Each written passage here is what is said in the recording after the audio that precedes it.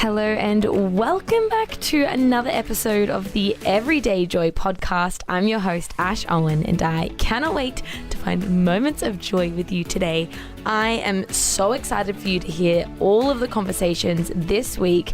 It is going to be one of those landmark weeks where we don't forget it and we are encouraged and inspired each and every day. So make sure you have your notes, make sure you get ready to dive into the Word of God.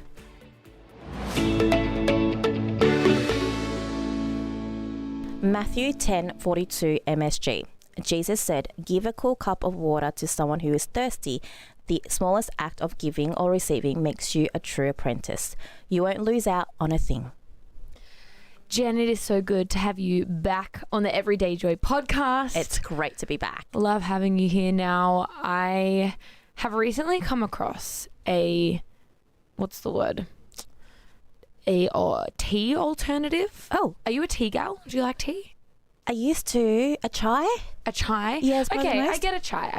Mm-hmm. This tea, right, is a black tea. So like an English breakfast type. Nice. Vibe, with raspberry. And it's called like jam on toast. Oh. And so this tea, it doesn't really taste like toast. It just it just tastes like an English breakfast with raspberry. I love and it that. has changed my life. Not really, but you know. I wonder why they put the toast into it. Like, I think because it was fun marketing things, you know. Marketing, yeah. But it's really fun. It's delicious. And if you see it at your local store, give it a try. It's divine. I just like every single night I just sit there and I'm like, my delicious cup of jam on toast. But it's fine. But I am a chai girl. I love chai. Now that we're in the winter cold months. Yes. Are you a leafy chai or are you like a powdered chai? Oh, definitely powdered. I like the sweetness of it. Yeah. Are you powdered or? I think, look, I would like to say that I'm a leaf chai because I like the thought of it not being sugary. Yeah. But you just can't beat the sugary creaminess of a powdered chai. So good. I'm sorry. It's the winter essentials. I agree. Now, Jen, we are looking at this verse in Matthew. You know, it's talking about making sure that we're generous, making sure that we're giving to people.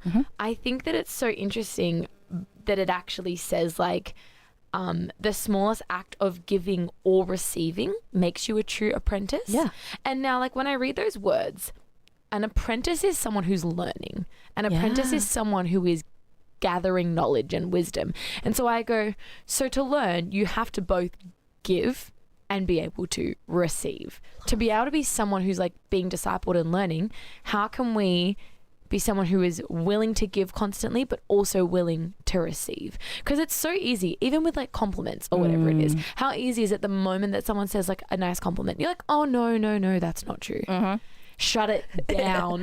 Please, nothing. Please, nothing. Or how easy is it to not accept help, even if you need it or want it? It's so easy to be like, no, I don't want to put you out. I'm sorry. I don't want you to be stressed in this scenario. Yeah. But this verse is actually saying like all of these things are needed to be people who are becoming more like Jesus. What are your first thoughts when you read this? I love the true apprentice. I love how you touched on that because that stood out to me. Like we're constantly learning. We're constantly having to learn to give, to receive. And it means that we don't actually have these skills, where we actually have to actively do it, think of it. Like it has to be a thought first, has to be in our hearts. And it's practicing that and making it our habits to give, to receive. The second point that I love about this is give a cool cup of water to someone who is thirsty. Like a cool cup of water, it is so easy to give. You just go to the tap or you go get a bottle of water and there's no prep for that.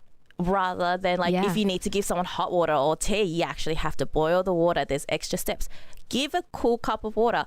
It is the easiest and most simplest and inexpensive way of helping someone. Totally. And I think that when we were talking about it just before, we were saying like, how easy is it to overcomplicate like being generous? How easy is it to put all of these things in place, all of these, you know, parameters in place to be like, okay, for me to be generous, this has to be okay and this has to be okay. Or for me to help someone out, I need to do this, this, and this. Yeah. But sometimes, like you said, a cool cup of water, we need to uncomplicate it. Yeah. We need to uncomplicate generosity. And I think that when we can do that, it actually means that we will do it more often. We will do it with a better heart, because we're not going, oh, I've had to block out my whole afternoon to do this. I'll have to do this, this, and this. And I think if you're totally honest, and I don't know if you've been on the receiving end of people's generosity, even a text message, even when someone just goes, hey, was thinking of you. Like, those are the smallest moments of generosity. Yeah. You know, even if someone goes, hey, I'm so sorry, I really wanted to make you a meal, but I couldn't. Here's an Uber Eats voucher. Yeah. Like, we understand that we live busy lives. We understand that there are difficult things, but what can we do with what we do have to help someone and be generous? Yeah. Is there a time this verse has come alive in your life? I have to say yes, for sure. I'm not good at receiving. I'm not good when someone goes to me, what do you need? Because at times I don't know what I need. I only know what I need at that moment, and that may not be a time where someone's come up to me and gone, hey, let's give you something. So receiving is always hard. Like you said, receiving a compliment, receiving like when you said you love my hair, I'm like, oh my gosh, it's so dirty. Like, see, my mind went straight. Your brain goes straight there. Yeah. And it's so incredibly hard to change that habit, because I always try to think of myself a bit lesser than other people so I can serve others, and I forget that others can serve me in a different way as well.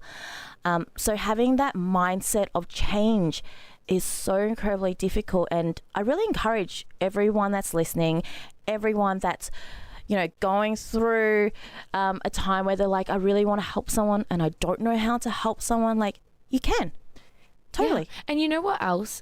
And look, you're a mum, and so you probably know this better than me, but sometimes when we're overcomplicating it, we go, oh my gosh, I have to read their mind. What can I conjure up that I think that they might need? Ask them.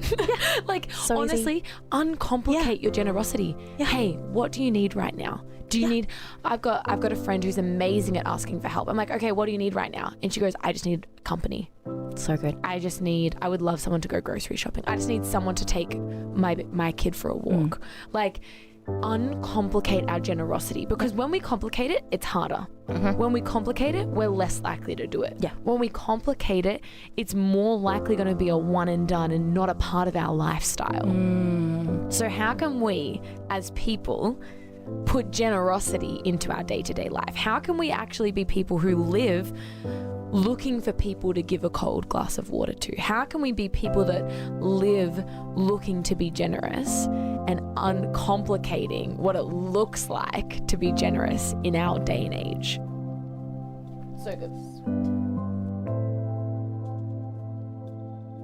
Give a cool cup of water to someone who is thirsty. The smallest act of giving or receiving makes you a true apprentice. You won't lose out on a thing. This episode is so important. We need to make giving and generosity uncomplicated. How do we make it a part of our lifestyle, not just one-off things that we do when we see someone in need? How do we become people who give a cool cup of water, who do small acts and large acts of giving and receiving? My favorite thing about this entire conversation is this very last part of the verse. It says, you won't lose out on a thing. No one ever lost out. No one ever was worse off. No one ever had a bad time when they learned to be generous and give with a joyful heart. I hope today's episode encouraged you, but I cannot wait to dive even deeper into the Word of God with you tomorrow. Until then, I pray you're able to find moments of joy.